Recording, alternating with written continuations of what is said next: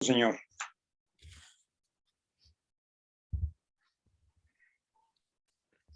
Hola amigos, estamos hoy nuevamente platicando en las charlas mexiquenses, hoy que es el día 20 de octubre del año 2021. Hola Alfonso, buenas, ¿cómo estás? Bien, Leonel, buenas noches a los que nos siguen y quienes nos escuchan. Muy bien, pues hoy vamos a platicar nuevamente de temas del Estado de México, pero también que tienen un filón nacional o al revés, temas nacionales que tienen filones en el Estado de México y otros temas que son, pues ahora sí que propios de nuestra entidad, ¿no? Quisiera comentar con el tema que hoy, miércoles, que estamos grabando esto, acaba de pues, salir la nota de una resolución que se da en el tema de Rosario Robles, que como todos sabemos pretendía o quería salir de la cárcel, del reclusorio, para seguir su proceso, pues digamos, en libertad, pero pues la juez dijo que no, que se podía fugar. Y este tema lo traemos a cuenta del Estado de México porque ella está detenida por esta trama de la llamada estafa maestra, que tú recuerdas bien y ya le hemos comentado acá, Alfonso, es un tema que pues implica mucho en el Estado de México, ¿no? Implicó, entre otras cosas, en el Estado de México la misma Secretaría de Turismo, ¿no? Que encabezaba en su momento el licenciado Alfredo del Mazo, hoy gobernador del Estado de México, ¿no? También tuvo un refilón a temas de la SEP, que cuando la tenía Emilio Chuaifet, te acordarás que también fue secretario de Estado federal y también traía por ahí el tema, ¿no? Y los de la UAM, ¿no? Que era un tema, o es un tema que todavía está ahí pendiente. En fin, tiene muchos refilones el Estado de México y de la mano también de lo que acaba de pasar hace unas cuantas semanas, de los llamados Pandora Papers, donde hablan de movimientos de dinero hacia los paraísos fiscales de mucha gente alrededor de Peña Nieto, ¿no? Y en estos dos temas anda por ahí Videgaray, andan muchos personajes mexicanos. Hay algunos temas interesantes, ¿no? Eh, Alrededor de esto. Primero vamos a regresarnos, ¿no? A ver. El tema de, este tema de la estafa maestra. Primero se acusa a la Secretaría de Desarrollo Social, entonces en manos de Rosario, ¿te acuerdas? Sí. Que habían desviado una cantidad de dinero hacia las universidades, varias universidades del interior de la República, y si mal no recuerdo, 5 o 6 universidades del Estado de México. Sí, es interesante porque el Estado de México tiene no solo una cobertura muy amplia en la universidad del Estado, sino hay varias universidades tecnológicas también que son parte del Estado, distribuidas a lo largo del territorio estatal. Ahí había universidades en... Si me permites dar los datos, que aquí los tengo en la mano. ¿no? La Universidad Tecnológica de Nezahualcóyotl, que había por ahí 6,332 millones de pesos no aplicados. La Tecnológica del Sur del Estado de México con 107,000. Exacto. La Universidad Politécnica de Texcoco con montos muy grandes también. La Universidad Intercultural del Estado. La Universidad Mexiquense del Bicentenario y la UAM, ¿no? UAMX, que le llaman ahora, ¿no? UAMX. Son esos. Así es. Pues, nada más échale a la suma De los recursos no aplicados, según la nota que tengo aquí, son 722,690 millones de pesos. Oye, y esto se da a través de la Secretaría de Desarrollo Social, pero como comentabas atinadamente, había un secretario de Educación Pública mexiquense, don Emilio Chuaifet. Exactamente. Y había alguien encargado de la educación superior, No sé si recuerdas el nombre. No. Mira, en ese momento hubo un encargado de educación superior, si mal no recuerdo, ex rector de la universidad, Ok. Efraín Rojas. Ah, perfecto, sí. ¿Eh? Sí, sí, sí, claro. Muy cercano a ese grupo. O más bien, que forma parte de ese grupo. Formó parte de ese grupo hasta que, curiosamente, se fue a organizar los equipos de Morena, ¿no?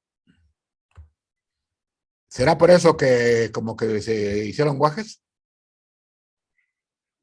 Pues no sé si se hicieron guajes por eso, pero ¿te recuerdas que hace unas 4 o 5 semanas, a lo mejor un poquito más, hablábamos de la Universidad Tecnológica del Sur, Ajá. a propósito del rector y de los recursos de la estafa, y que curiosamente el rector salía muy bien librado del tema, ¿no? Así es. ¿Eh? Pero lo curioso es que salía librado él, pero no la universidad, ¿no?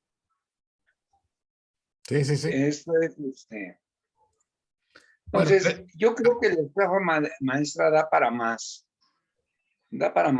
Primero porque, eh, como se señalaba, están inmiscuidas varias universidades y lo que pasa es que aparte de la estafa maestra, si recordarás, se le dieron fondos independientes a los fondos de la estafa, también para investigación a la UEM, un año antes, para que hiciera investigaciones que finalmente nunca se llevaron a cabo. así es. Implicaban algunos cientos de millones, ¿no? Claro. Pues yo creo que el tema es grave por dos lados. Olvídate, no que no tenga importancia la cantidad de dinero que está en juego, sino la perversidad de usar a las instituciones de educación pública y sobre todo a las instituciones de educación pública superior como instituciones para lavado de dinero, ¿no? Yo creo que ese es el tema, y el tema es grave, y es grave que se haya dado en el Estado de México. Y Nada que más. hasta la fecha no haya un solo culpable, ni siquiera a nivel de rectores, y hay rectores que siguen en la vida pública del Estado, que fueron involucrados en este juego y que luego pasaron curiosamente como defensores de los derechos humanos, ¿no? Habrá que decir que, como de Teofilito, seguramente ni lo sabrá, ¿no?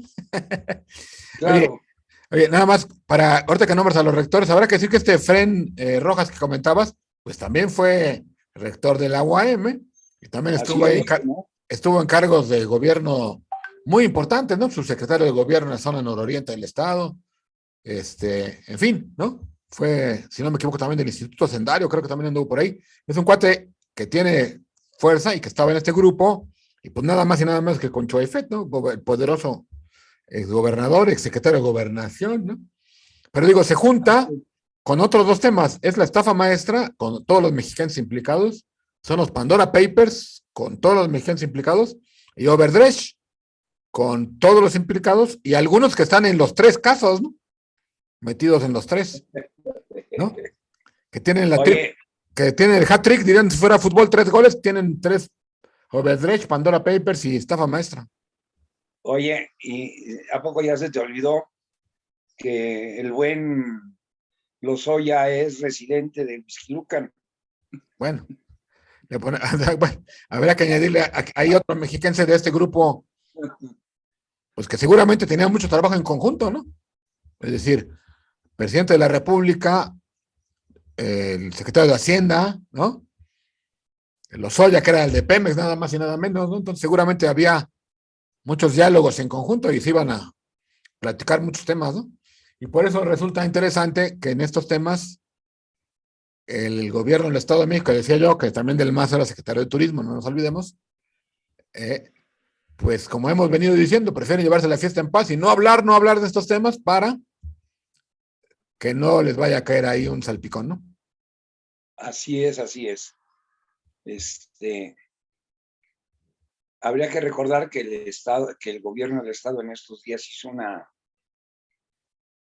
enorme inauguración en la remodelación de Toluca, la más importante en los últimos 50 años, según tengo yo entendido. Y ya cuando hablas de los últimos 50 años, hablas de la época de Jan González. Estamos hablando de los de 70, ¿no? Del 70. De los De 70 los para acá. 70, ¿no? Uh-huh.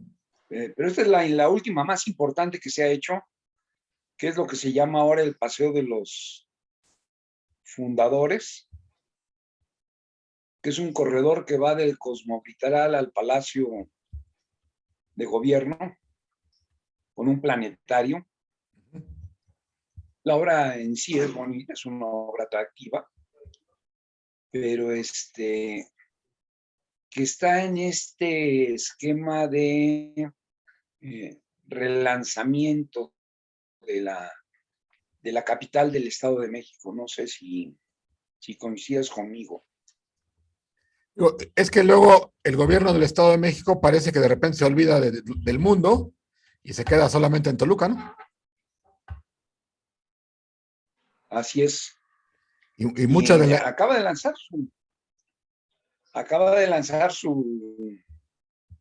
inaugurar su plaza. Nadie le quita méritos. Tiene un planetario, hay una exposición muy importante en el planetario, lo cual quiere decir que no es obra directa de Van Gogh,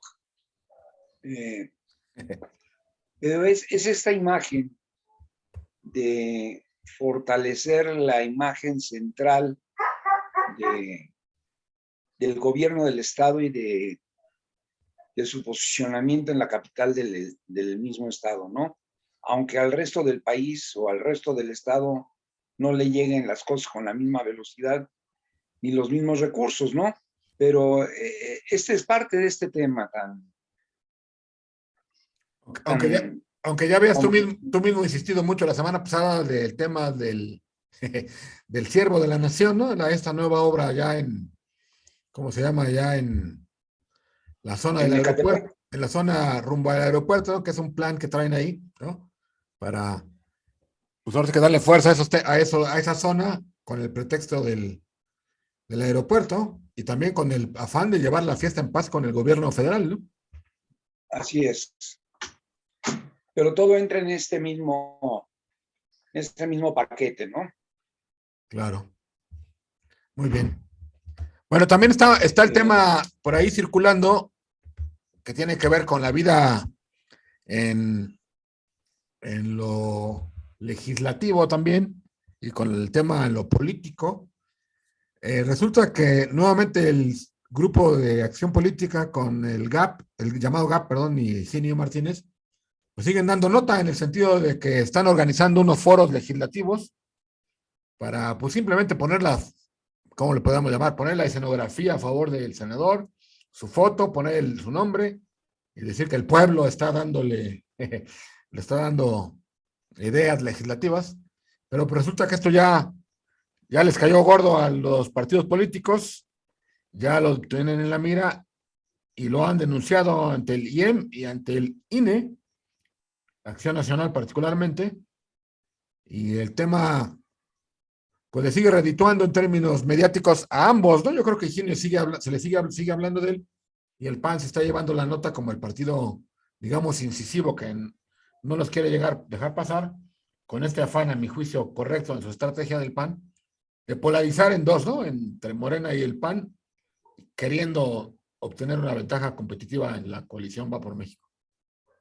así es. Yo creo que tú acabas de señalar, mira, ya lo habíamos comentado, a, a partir de la entrada de la nueva legislatura y el nuevo lanzamiento que hace Maurilio de tratar de generar esta jugada de Higinio de la nueva constitución del Estado. Y entonces estos foros que se vuelven parlamento abiertos y parlamentos itinerantes, ¿eh? Y donde se da un desvío de recursos, más que para otra cosa, para posicionar a Morena. No es que estén abriendo, sino para posicionar a Morena y evidentemente al señor de Texcoco, ¿no? ¿Cómo le llamaban antiguamente? El Huaytatlán. Además, tomando, Así es el Huaytatlán y de Texcoco, ¿no? y tomando en cuenta que la palabra Tlatuani es el que habla, ¿no? Entonces, pues el que habla y que las canta aquí en el Estado de México es él y todos los demás tienen que rendirle Que pleitesía. plegarse a la voluntad del señor de Texcoco. Y el problema es que los demás grupos o áreas de Morena, del morenismo, de la tribu morenista, pues tienen que darle tributo, ¿no? Como antes, ¿no? También, es decir, le tienen que dar tributo a Texcoco y todos tienen que plegarse ahí, al grado tal que el mismo Comité Nacional del Morena nombró a la nueva, bueno, ya no está tan nueva, ya tiene como un mes, la nueva dirigente de Morena, también de Texcoco, ya hablamos de ella, la suplente de Delfina, ¿no? Entonces todo está para atender al Tlatuani, que es el que habla, el que manda, el que decide. Así es, y con esto nosotros ya habíamos platicado de este cambio en la dirigencia del PRD, del Morena, y habíamos hablado precisamente que la nueva dirigente no era en nada ajena al grupo Texcoco. Lo mejor del tema, o si lo quieres llevar a un caso, es que ciertamente se vuelve también de esta manera ¿cómo le llamó el presidente de la República a estos personajes? Sirvientes mudos. Algo así. Se calla, se mantiene a la estructura y se permite que al señor de Texcoco siga no solo haciendo su trabajo, que no sé si estás de acuerdo conmigo, el trabajo político lo puede hacer. Lo que pasa es que está abusando de los recursos públicos para hacer su trabajo político. Eso es lo grave del señor, ¿no? Claro. Y con una verdadera complacencia por parte del propio Senado de la República, porque si te pones a ver, Higinio no es uno de los hombres más participativos en el Senado. Sin embargo, su mano se siente en el Estado de México. Yo me atrevería a decir que incluso en el Senado es un personaje gris, ¿no? Que no tiene ninguna capacidad legislativa ni capacidad política y todo está acá. Es un personaje ausente también. Claro. Aquí también hace un tiempo mencionamos una alianza que le llamábamos Tenochtitlan-Texcoco. Y decíamos al principio de este programa que también hay muchos refilones en términos de lo nacional y lo estatal. ¿Tú cómo ves este movimiento que está pasando entre Brad, Sheinbaum, que traen ahí un pleito muy casado, y obviamente Monreal, que también está ahí jugando, y preguntarte si tú alcanzas a ver que este grupo Texcoco sigue totalmente apostado a esa alianza Tenochtitlan, que es Sheinbaum, o le estarán midiendo? Yo creo que el grupo de Texcoco ha aprendido desde hace tiempo que la única manera de mantenerse vigente es pescado a la corcholata del Distrito Federal o de Tenochtitlan y a su vuelta al Rani, ¿no? Porque son dos personajes en uno. Pero a ver, ¿qué pasaría si el Tlatuani mayor de Palacio Nacional decide sí por Claudia Sheinbaum, pero por Delfina Gómez? ¿Qué pasaría con Higinio Martínez y todo este afán protagónico, desmedido, alocado, diría yo, por el tomar la gubernatura del Estado de México? Sería un golpe radical a todos ellos, ¿no? No, fíjate que yo no creo. Yo creo que Higinio ha aprendido muy bien, primero a posicionarse, pero sabe muy bien que si el dedo no se inclinara por ese lado, su discípula más afectiva es Delfina. Ahí no me preocuparía. ¿Sabes dónde me preocuparía más? En un hombre de mucho más capacidad, de mucho más movilidad, que también tiene aspiraciones, que se llama Horacio, ¿no? Yo creo, no sé si lo has contemplado así. Delfina no sería, Valma, llame la similitud, sería como la Evelyn de Salgado. ¿Eh? En el último caso, si sucedieran las cosas, el caso no es igual con Horacio Duarte.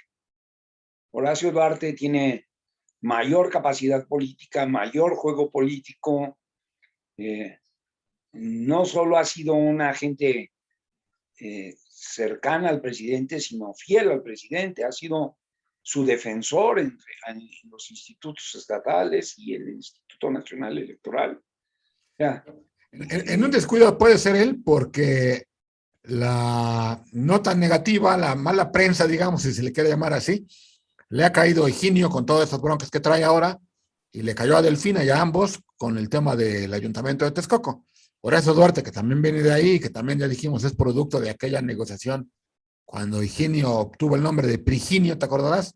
En la picaresca mexiquense, porque le dieron el ayuntamiento, se pusieron de acuerdo con el PRI.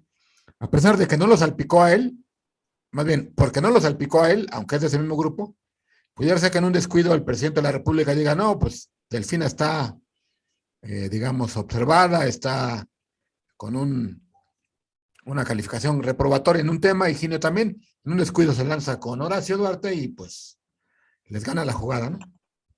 No, yo por eso no descuido, por eso creo que Higinio se mueve, porque Horacio es un tipo cercano al presidente, muy cercano al presidente, ha sido su representante, su defensor, es un hombre con mucho más capacidad política que la que tiene el señor senador.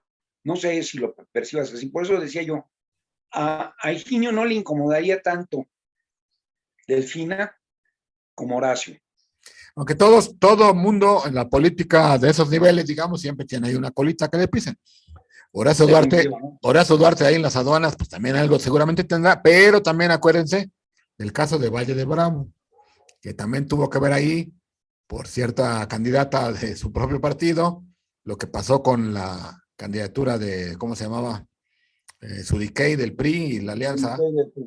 Y entonces también sí. también por ahí hay un tema que en su momento pues, se podía, digamos, rascar de parte de la oposición. Pero finalmente el tema es que el tema de la sucesión a través de Higinio está caliente, el PAN ha puesto el foco ahí sobre él, quiere quemarlo, pues lo quiere atacar. Insisto, con la idea, a mi juicio, Así correcta, de polarizar el debate político electoral entre PAN y PRI, ¿no? Y me parece que en ese tenor están logrando el objetivo.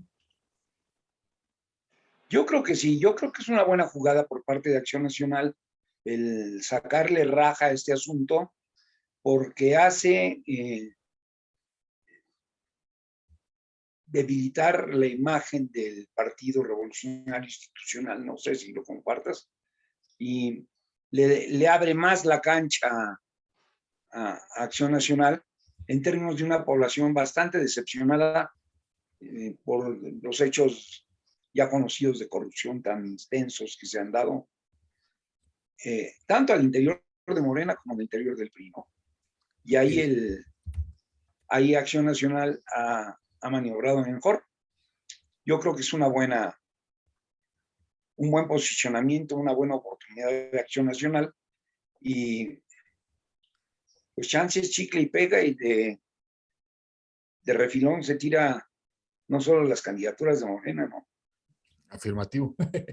Bueno, ya como último tema, ¿cómo ves el tema en ambos poderes legislativos, tanto federal como estatal? Ya están las comisiones instaladas aquí en el Estado de México.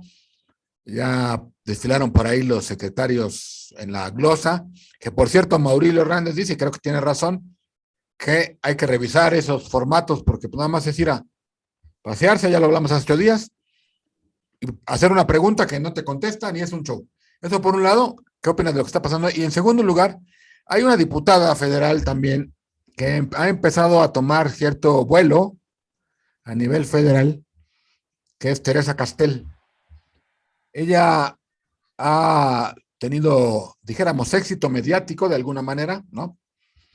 Por algunas presentaciones que ha tenido en San Lázaro, no sé si fue ayer o hoy mismo, tuvo una pues destacada participación, un poco ruidosa, si tú lo quieres, diciendo que pues tanto el gobierno federal como los diputados eran de Morena, eran así como hambreados, ¿no? Porque andaban quitándole todo el dinero que podían a todo mundo y tuvo una participación, digamos, un poco estruendosa, pero ya también hace unas semanas había estado. Y yo creo que es un personaje interesante que rescató en su momento la alianza Va por México y que también, hasta donde tengo entendido, fue también un movimiento interesante de Enrique Vargas.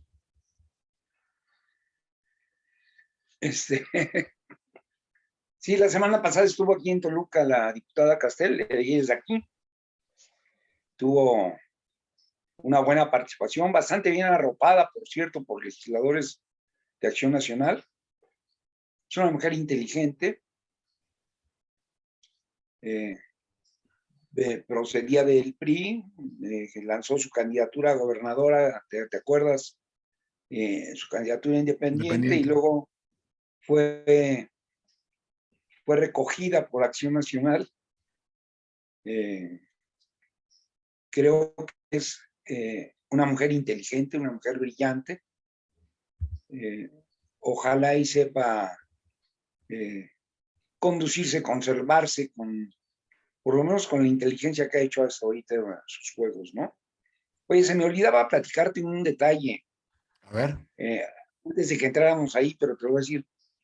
Ya que hablas de los movimientos de Morena hablábamos de los movimientos de Morena y de Texcoco, un hecho significativo es la cantidad de promotores del Estado de México para la revocación del mandato inscritos. Ese es un dato que no hay que perder de vista. Allí hay una cantidad de movilizadores usados por Morena. Y este es un tema, perdón que me haya regresado un poquito allá, es un tema importante en el contexto del Estado de México. Sí, un poco para poner en contexto a quienes nos hace favor de vernos aquí en la charla mexicana, es que en el INE hace unos días se cerró, dijéramos, el registro de quienes pretenden ser, ¿cómo le podemos llamar? Promotores de esta figura de la revocación de mandato, que tienen que llenar unos formatos, bla, bla, bla, bla. Y entonces, digamos, tener el derecho, dijéramos así, de ser los promotores, ¿no? Entonces, se hizo el corte y el INE informó cuáles fueron los estados, bueno, no solamente cuáles fueron, sino todos los estados, cuántos promotores hay asignados. Y ciertamente el Estado de México quedó en tercer lugar, si no mal recuerdo, estoy buscando aquí el dato, después de Sinaloa y Veracruz, ¿no? Que también Así es, señor. y es muy significativo porque también cuando fue el tema de la consulta esta contra los expresidentes, estos estados fueron de los que más Jamás aportaron. más aportaron. En el caso concreto, el Estado de México tiene 3,682 personas o instituciones que están en camino a ser promotores de la revocación de mandato. Y caso significativo, y que esto es muy interesante además, estamos hablando de Sheinbaum y sus grandes movimientos aparentemente, pero ellos nada más en la Ciudad de México tienen 1,193. El Estado de México obtuvo, ya decía yo, la cantidad de 3,682 promotores, Sinaloa 4,000 y fracción, y Veracruz 7,000 personas, de un total de 23,000. Por eso no quería yo dejar de señalar el hecho político en esta semana, ¿no? El hecho de la cantidad de promotores que se anotaron para conseguir las firmas. Recuérdate que de nuevo vamos por 2 millones y fracción de firmas. Y el Estado de México se constituye por decirlo en términos muy sencillos, en la tercera fuerza política de movilización en este caso concreto, ¿no? Me refiero a la tercera porque está el caso de Veracruz y el caso de Sinaloa, pero si lo consideras como un tema político importante, es la cantidad de promotores que arrojó el Estado de México. Y el otro dato es interesante porque un día anterior solo habían llegado a 1,239, una cosa así, y el último día dieron en un empujón bárbaro, lo cual quiere decir que hubo verdaderamente mano negra. Sí, significa que hubo una operación, yo me atrevería casi a decir una operación de Estado, ¿no? Para meter 20 y tantos mil gentes, que hoy, por cierto, en el INE, el representante de Morena lo festejaba como su gran capacidad, y yo diría que más que festejarlo sería de preocuparse, porque solamente con un operativo así logran sacar los números.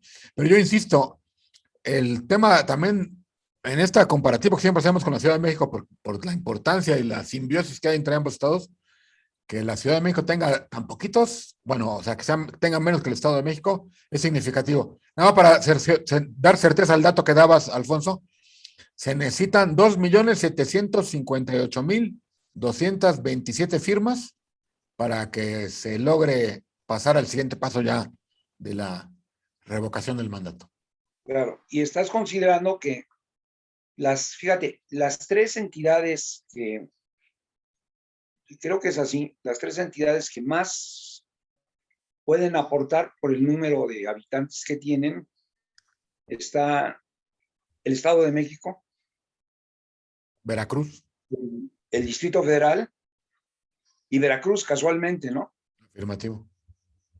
Entonces no quería dejar pasar el tema, regresándome un poquito a cómo se está moviendo Morena en el Estado de México.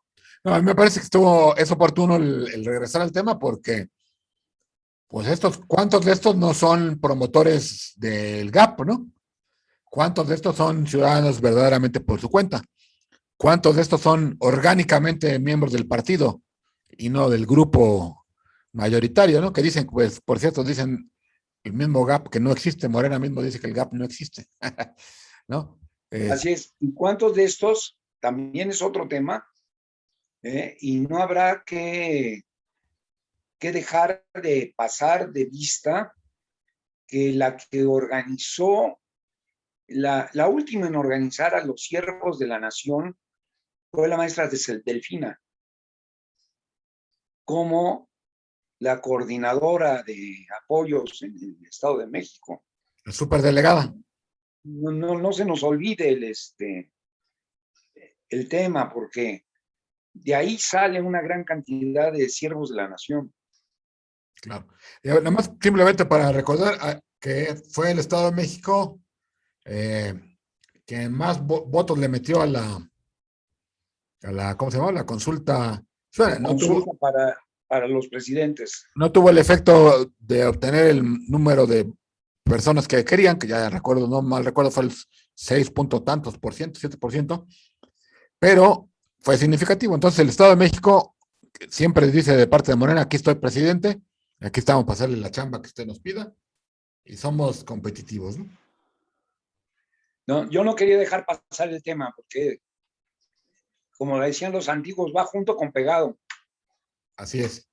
Muy bien. Tanto el movimiento del Grupo Texcoco como este tema del apoyo a la consulta sobre la revocación, que habrá que ver también qué decide la Corte, ¿no? Bueno, sobre la controversia. Pregunta, ¿no? Claro. A ver si no nos pone a ver si nos pone una pregunta igual que la vez pasada. Bueno, eso no le ayudaría nada. Claro. Oye, ya para terminar, te decía yo también el Estado de México, ya están las comisiones, terminaron los informes. ¿Cómo va ese movimiento ya para terminar? Pues yo creo que llegaron a un acuerdo que ya preveíamos, ¿no? un reparto equitativo de acuerdo a la proporcionalidad de los partidos. No sé si estás de acuerdo con ello. Claro, sí, sí. Fue proporcional, ya están ahí. Hay una crítica que los secretarios técnicos son pues, prácticamente el chofer y el ayudante de toda la vida de cada uno de los presidentes, lo cual no necesariamente está mal, pero bueno, hay una crítica ahí de que hace falta, que yo retomaría en un tenor. No sé si estés de acuerdo conmigo. Hace falta la profesionalización de ciertos cuadros legislativos que ciertamente deben ser partidistas, pero los partidos, y yo creo que todos, quizá el PRI un poco menos, pero olvidan, ¿cómo podemos llamar? Tener vocaciones, si me permites la palabra, de gente eh, para el apoyo legislativo a los diputados. Hay una gran preocupación, una gran grilla política para ser el diputado, ¿no? Pero los partidos olvidan este espacio de asesoría y de secretarios técnicos en este caso, que les podría dar mucho futuro a mucha gente. Claro, y te voy a decir también una discusión que no resuelve el tema claro de estas comisiones son los institutos de la legislatura. Hay institutos al servicio de la legislatura que realmente deberían ser tomados más en cuenta por la legislatura y que siguen siendo como premios de consolación a los partidos. No sé si lo tomes así en cuenta. Digo, pero finalmente esas mismas gentes que están en esa, ¿cómo le podemos llamar? En esa figura, pues también están, ¿cómo te diré? Pues en una especie de, prefieren el status quo de mantenerse así a moverse y no salir en la foto. Muchas veces, ¿no? Claro, pero hay funciones que si el Congreso eh, fuera realmente responsable de sus actuaciones, no solo se necesita una mayor estructura de apoyo a la legislatura, sino un mayor respaldo, me refiero a las cuestiones de estudios legislativos, me refiero a los comités de finanzas y de estudios financieros, no a las comisiones de, que certifican al organismo superior de Hacienda, sino a órganos que ayuden a los diputados y les pasen las fuentes, los datos, los elementos necesarios para una mejor discusión de los grandes temas que indudablemente tiene el Estado de México. Claro. Pues bueno, a mi juicio ahí hay un pendiente entonces en el tema de toda esta estructura que los partidos, insisto, no han atendido, No le pone mucha atención. no han atendido prioritariamente y en las comisiones y en los órganos como estos que hay ahí en la Cámara, luego, bueno, no luego, siempre han sido repartidos también en cuotas partidistas, ¿no? Entonces, Así es. pues siempre hay ese pendiente que sería interesante que se trabajara sobre no sé cómo llamarle, un servicio legislativo de carrera para que hubiera pues un mejor desempeño, ¿no? Y sobre todo, ¿sabes qué? Yo pienso que los diputados y el Congreso como tal, el Poder Legislativo, pudiera ampliar la mira, ¿no? Ampliar la mira de salir de lo cotidiano y de lo de siempre, ¿no?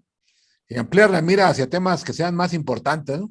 Ampliar la mira y saltarse esa maña última de atender el qué dirán, el miedo al qué dirán y legislar temas importantísimos como la protección civil, como hemos hablado, como el desarrollo de la infraestructura estatal, ¿no? Como el tema educativo a profundidad y como el levantamiento económico, ¿no? Entonces yo pienso que Y hay la Cámara debe de salirse de esa tradición monolítica, tradición conservadora en ese tenor, ¿no? Sí, mira, tú le llamas conservador, yo le llamo inmovilista. Mira, habíamos hablado, creo que en la misma sesión anterior, de la necesidad de que los poderes legislativos, y concretamente en el caso del legislativo del Estado, pero los poderes legislativos tienen que profundizar más en la defensa del federalismo. mientras no profundicen más en la defensa del federalismo, más graves serán los temas de la absorción de funciones por parte de la federación. Me da a colación un detalle importante. Imagínate que el señor presidente ha decidido o ha comentado que sería una estupidez mantener a los delegados de las secretarías en los estados. No sé si has oído la expresión del presidente. Sí. Y a esa expresión, yo digo, pues puede ser que tenga razón el presidente de la República. Puede ser que tenga razón en quitar las delegaciones. Habría que estudiar el caso. Pero entonces la misión del Congreso, los congresos locales, es fortalecer el federalismo, darle más fuerza y capacidad a sus instituciones, a la defensa de la propia soberanía del Estado y de su propia capacidad para establecer un Estado de derecho de acorde a la Constitución, pero fundamentalmente de acorde a las condiciones propias del Estado. Y esto es lo que el Poder Legislativo no está haciendo. Sí. Y digo, y es que tiene que ver con lo que yo decía, es decir, solamente se legisla en la, ¿cómo lo podemos llamar? En la lógica de siempre, ¿no? En hacer pues programitas, yo diría, ¿no? Y nada de fondo, nada estructural, ¿no? Hemos hablado aquí ya de diferentes temas que ha legislado la Cámara, bueno, la legislatura pasada, donde simplemente es por moda, ¿no? Para que no me regañen, para que no me pinten la pared de mi edificio, ¿no? Y los temas estructurales y de fondo, pues no se ven, ¿no? No se atienden. Por eso digo que hace falta una visión más allá de lo tradicional. Por eso le llamo conservadora, ¿no? O moderada o inmovilista o como tú lo quieras llamar, ¿no? Y yo veo aquí un filón, fíjate que es el filón en que los propios líderes del Congreso, los propios coordinadores parlamentarios, deberían de tener muy clara en su agenda, ¿no?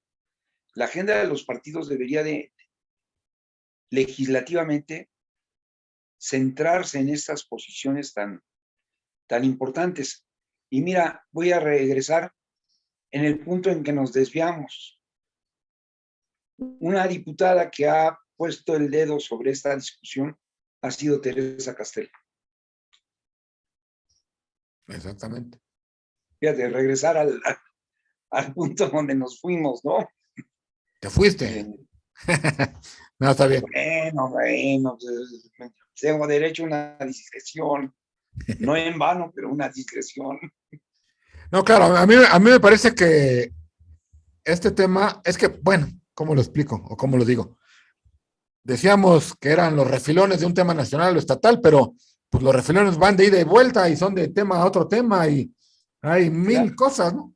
Digo, es como si dijéramos que el tema de los autos chocolate que ahora anda promoviendo el presidente, bueno, el que ya aprobaron también ahí en San Lázaro, no tuviera un efecto en el Estado de México y obviamente pues también lo tiene, ¿no? Tantos automóviles que ahora de por sí ya hay muchos chocolates, ¿no? Acá.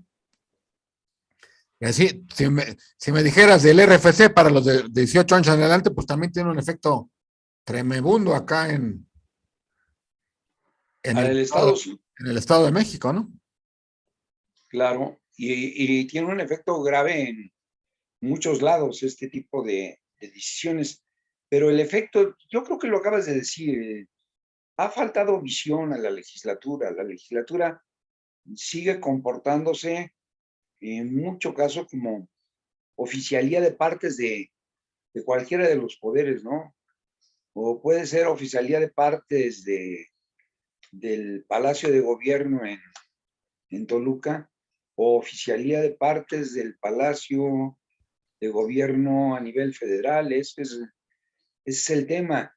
Y el tema hoy, fíjate, en un tema fundamental es la federación nace de la solidaridad y la solidaridad se fortalece en la fortaleza de cada uno de sus integrantes. Y mientras la federación y los federados no entiendan este concepto, pues entiendes un Estado que muchas veces no es fallido, pero a veces no tiene brújula, no sabes a dónde va. Claro. Pues ahora sí que son los Estados Unidos mexicanos, además, ¿no? Precisamente por eso, ¿no? Porque Así se llama. la unidad de las entidades es lo que le da la fortaleza al, ¿cómo se llama? Al país. Pero mira, ya nada más para terminar, yo me pregunto, ¿por qué no se toma más énfasis en lo local, en lo federal también, en el sentido de la Cámara? Decía yo de varios efectos, ¿no? Del RFC y bla, bla, ¿no? Pero me caigo en la cuenta ahorita del tema de las organizaciones de la sociedad civil, ¿no? Que también sufrieron un golpe ahora en estos días, bueno, ayer, ¿no? En el tema de en San Lázaro, ¿no? Que dice el presidente que no se deben de dedicar a eso, nada más es para pagar impuestos casi, casi, ¿no? Pero hubo un caso, es polémico porque o el diputado que subió a la tribuna del Morena, estos que cambian de, que se registran con un sexo al que biológicamente no pertenecen, pero fue muy interesante. Ella pidió, y fue lo que provocó la trifulca, por cierto. Una legisladora del Morena de la Ciudad de México dijo, oigan, momento, este tema que están haciendo hay que discutirlo. Dice, yo que soy enfermo de SIDA, hace no me acuerdo cuántos años dijo, creo que 11, dice, el único espacio donde yo logré contener mi enfermedad y conseguir medicinas y dijéramos tratamiento, fueron las organizaciones de la sociedad civil. Y este tema provocó toda la trifulca. ¿Y por qué lo digo? ¿Por qué lo saco a cuenta? Porque en la medida que las discusiones federales son etéreas, así de, es que todo el país, pues medio se entiende, pero no llegan al corazón, dijéramos. Cuando como este diputado o diputada maneja un caso particular de lo que les llama la atención, yo diría, ¿por qué no hay una diputada o diputado mexiquense que hablan y dicen, oiga, momento, aquí en Toluca, en Tlalnepantla, en Los Reyes, La Paz, Texcoco, hay unas asociaciones civiles que están haciendo esto y esto, y que con lo que va a pasar aquí me van a afectar a mis asociaciones civiles en mi estado. Y en consecuencia, en mi estado va a haber un problema por esta decisión federal. Entonces, hace falta también que desde la legislación federal, legislador federal, se tomen estos temas, porque pegan aquí. Sí, pero O sea, no pegan en el país, porque el país no existe. Lo que existe son los estados y los municipios. así es. Y entonces el tema viene, por eso digo que falta a nivel de legislaturas estatales una conciencia de ser estados libres y soberanos en su régimen interno. Porque cuando se pierde esa noción, entonces está sujeto no a entregarle a la federación un porcentaje de subsistencia, sino está sujeto a que la federación te quiera regalar o no te quiera regalar un porcentaje. Está sujeto a que una corte de justicia que se supone que debe de dirimir el tema constitucional federal se quiera meter en las legislaciones locales necesarias por su régimen interno, ¿no? Yo creo que el tema del Congreso local es que el Congreso no se ha asumido como un poder soberano, no frente al gobernador del estado, No falta el país. sino ante la propia federación, porque lo que hace fuerte a la federación es la fortaleza de los estados. Un eslabón, una cadena es tan fuerte como el más débil de sus eslabones. Así es. Así es. Entonces, este tema, la legislatura, y yo creo que ese es el tema central. Se repartieron las comisiones, se repartieron, pero la legislatura del Estado no definió su línea estratégica para la defensa de la soberanía del Estado de México. O sea, está en pendiente que ojalá que se logre retomar y bueno, hay que insistir y dialogar para que este tema lo retomen y que se entienda que lo que se hace en el Estado de México ayuda al país y se hace para bien y al revés, se hace para bien ayuda y si se hace para mal perjudica. Ya nada más Así. para cerrar el tema, sí está mal que los diputados locales o la Cámara local o la legislatura no defienda al Estado frente al federalismo, pero también hay que decir, los otros afectados tampoco hacen nada, ¿eh? O sea, yo no he visto las acciones civiles del Estado de México reclamar lo que pasó o a los vendedores, ¿cómo se llaman? Las agencias de automóviles que hay en el Estado de México, ¿no? O los institutos de la juventud que se supone atienden a los municipios y que ahora van ahora sí que todos los de 18 años van a tener que registrarse. Sí, está bien, la parte del gobierno, pues como que son los primeros que deberían de quejarse, pero los afectados no es el diputado del PAN, PRI, PRD o Morena de la Cámara. El afectado es esa asociación civil que le ayuda a unos niños en Coacalco para que ya no estén quemados, ¿no? A lo mejor es una asociación que cuida a los niños quemados. Esos también deben de reclamar, porque si los afectados no reclaman. No, mira, yo creo que sí ha habido reclamo de algunas asociaciones, yo he visto algunos, pero te doy la razón. Debería ser un movimiento mucho más fuerte, mucho más coordinado, pero la ciudadanía no entiende tampoco el tema de la solidaridad, y yo lo referiría en esto. Cuando el derecho de uno es atacado el derecho de todos. Y esto fundamentalmente no lo hemos aprendido a aplicar y a generar. Cuando un derecho, el de cualquier persona, es violado, se está violando el derecho de todos. Sí, porque si no pasa lo que aquella, no sé cómo contar, decir si es un cuento, un refrán que dice, vinieron por los empresarios y yo no era empresario, dije, no pasa nada, ¿no? Vinieron por Así los es. padres de familia, yo no era padre de familia, no pasa nada, ¿no? Hasta que no vinieron por mí me di cuenta que sí pasaban cosas, ¿no? Entonces, Así es. es una desgracia. Pero bueno, esta es la parte del Estado de México que nos toca atender. Hoy estuvimos reflexionando también temas nacionales a la que vienen como boomerang, que van y vienen. ¿Qué se quedó pendiente, Alfonso, ya para cerrar? No, pues yo creo, mira, yo creo que hay varios temas. En los próximos días, no sé si estés de acuerdo conmigo. Primero el tema de la violencia, sigue fuerte el tema de la violencia en el Estado. El sur sigue caliente. Sí. Eh, Creo que ese es un tema que no se está poniendo suficiente atención en el caso. Vendrá una vez que se apruebe y conforme lo que van estos días, empezará la discusión y el jaleo sobre la ley de ingresos del Estado de México. Viene un jaleo y sería muy bueno, muy interesante ver cómo se va a comportar la ley de ingresos del Estado de México frente a las aberraciones de la ley de ingresos federal, ¿no? Así es. Nada más para irle midiendo agua a los camotes, ¿no? Tenemos ahí pendiente todavía algunas resoluciones sobre los nuevos presidentes municipales, ¿no? Que se También. tendrán que dar en esta semana. Yo creo que va por ahí la línea.